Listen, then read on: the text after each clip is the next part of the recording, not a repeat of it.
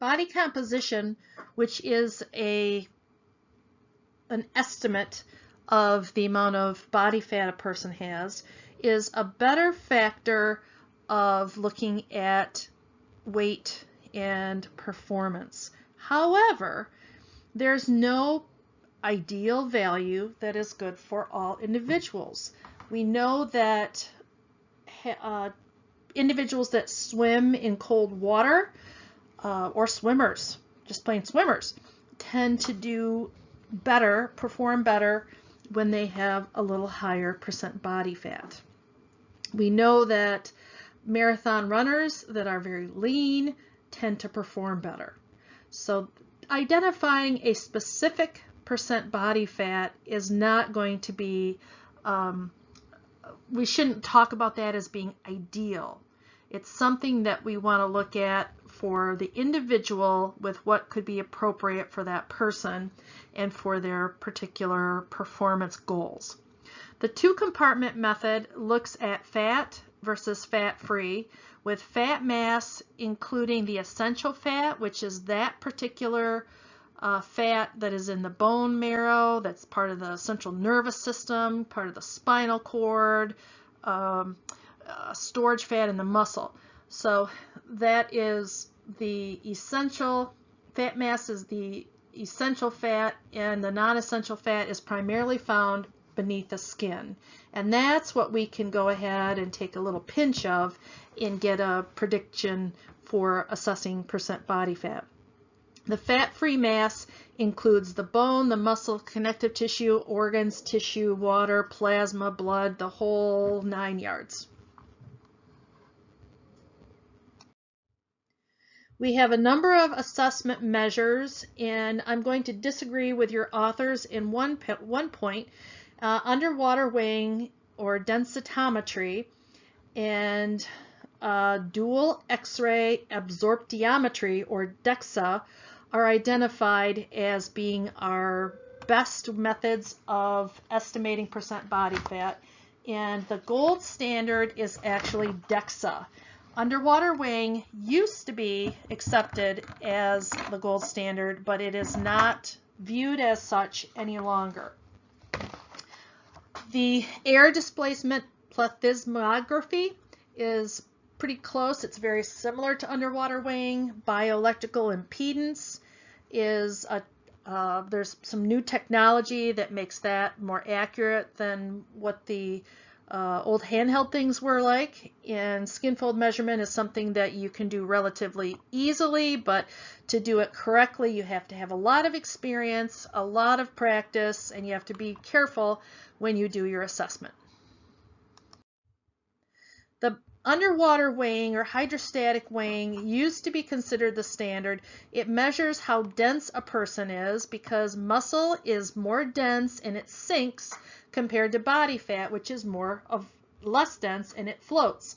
Archimedes' principle has to do with determining, if you can determine how dense an object is, you can do some calculations and get estimation of how much muscle mass a person has, and that's going to include the bone and also the essential body fat. So the heavier a person is underwater, the greater the fat-free mass. And the hydrostatic weighing, you'll see that there's a scale. It almost looks like a meat scale, but it is much more sensitive, and it is, let's see here, often there's actually a load cell that it's attached to, and you can barely see it on the top of that scale itself. So what a person will do for a hydrostatic weighing or underwater weighing is they would take an exhale and they would blow all of their air out. They would slip under the water and continue to squeeze out as much air as possible. You would have had an estimation of their residual volume in their lungs, and you determine or calculate the density of the individual, and then utilizing their total body weight, do a little bit more calculations to get percent body fat. You have to do, oh goodness, maybe 8 to 10 turns of dipping in the water. The air displacement is basically the same as the water in terms of a philosophy in displacing the amount of water. Archimedes actually looked at the change in height in the tub, and what we look at for hydrostatic weighing is the weight of the object in the water. We don't look at the displacement of water per se, but what a bod pod does is determine how much a person, you weigh yourself, you have very little clothing, like very tight bathing suit, swim trunks, and hair is all bound up in a little swim hat almost, and you displace a certain amount of water, or excuse me, air. It has to do with surface area, and you get a pretty accurate way of assessing a person's body composition that way too. But that particular material or technology is about $30,000. Dual X-ray absorptiometry is the DEXA, and the DEXA is the gold standard. It measures where the other previous techniques will estimate bone density. This particular process does look at bone density, and if somebody is osteoporotic or osteopenic or has lighter bones, that is taken into consideration in the calculations for this particular technique. And it relies on X-ray technology, and it basically will assess how much fat a person has, because you can distinguish the muscle on the DEXA and the body fat layers on the DEXA. And it's pretty awesome. It is expensive, but the cost has gone down quite a bit. There are some exercise physiology labs that have this technology. We do not at Western Michigan University, but there are plenty of hospitals around that some universities will have a relationship if they're doing a research study to utilize that DEXA machine for body composition assessment. Bioelectrical impedance analysis. This particular BIA is pretty good. We have this one of these very similar, whether it's the same model, I can't be sure, but we have this model, a similar model in our laboratory, and that measures bioelectrical impedance, measures the resistance to electrical flow through the body. You have to have careful care with dehydration, limitation of when a person has had alcohol, when they have eaten last, when they have exercised last. So it does have some limitations. It can be about as accurate as underwater weighing if you have a very good machine. Machines have gotten much better than they used to be and have relatively good output. You can get body water measures, you can get abdominal fat measures. It's actually quite interesting. I've been real happy with it.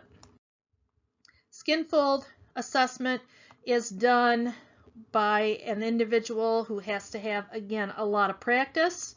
You have to have skill, but it is very inexpensive. The equipment itself is about $200 for the skin fold caliper, but you have to do it well, carefully. The person also shouldn't be just off exercise. There are limitations or guidelines to the protocol with this as well. So you can assess body composition, or you can do a BMI and a waist measurement.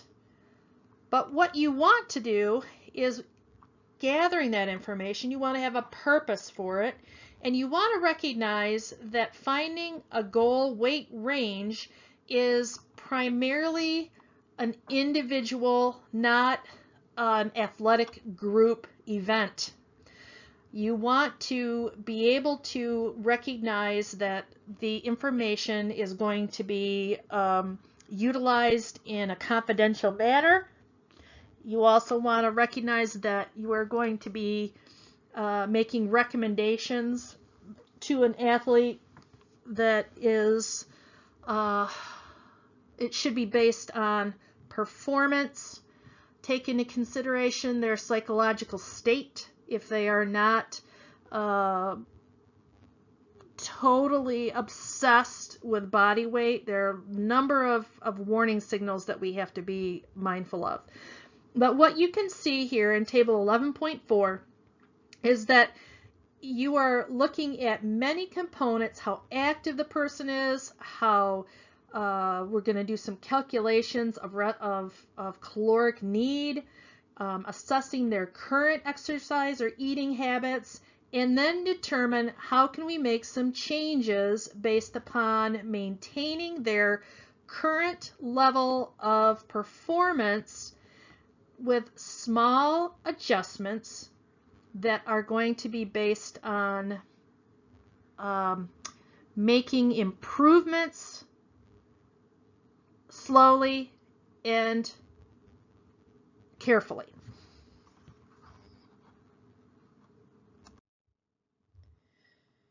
To determine your energy intake, one of the things that you have had an opportunity to do is to do your food record, or we did a 24-hour dietary recall, and you were putting that information in the GSSI analysis and get a prediction of energy intake and also energy requirements. So the energy requirement was based upon a calculation of some of the, utilizing one of the equations that is found in your textbook. We know that there are many influences to what we eat. We have hunger, which is that rumbling sensation, that growling, and that sense of need for signals to eat.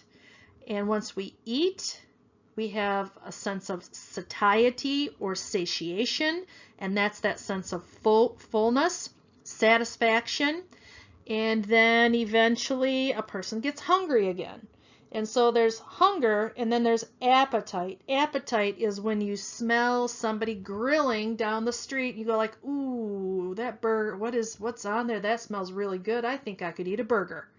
Or, oh, look at that, what they're cooking on TV. I could really make a stir fry right now. So appetite is different than, it's kind of a psychological, emotional thing. Hunger is that growling physiological need for energy. We have that physiological need, but we also have our environment, our social, and our emotional. We do not want to forget those bottom three. Those are really quite key. When you go someplace for a holiday, you're gonna be encouraged to eat. And for some individuals, that's going to be a real challenge. So the cultural component, and also how you feel about food, is a factor. We can calculate the energy needs of an individual, and the energy expenditure is really three major parts. We have what our body needs to make antibodies, to make blood, to build bone, to think, to just have nervous impulse, for our lungs to move, our heart to beat, all of our physiological functions. That's the resting energy expenditure. The physical activity component can be much larger in an athlete. That's the most in terms of when a person, in terms of percent contribution, that can change quite a bit with athletes that are doing multiple trainings in a single day. Physical activity, roughly 15 to 30%, but the thermic effect of food is what is need when a person eats and metabolizes, stores, produces energy from that food.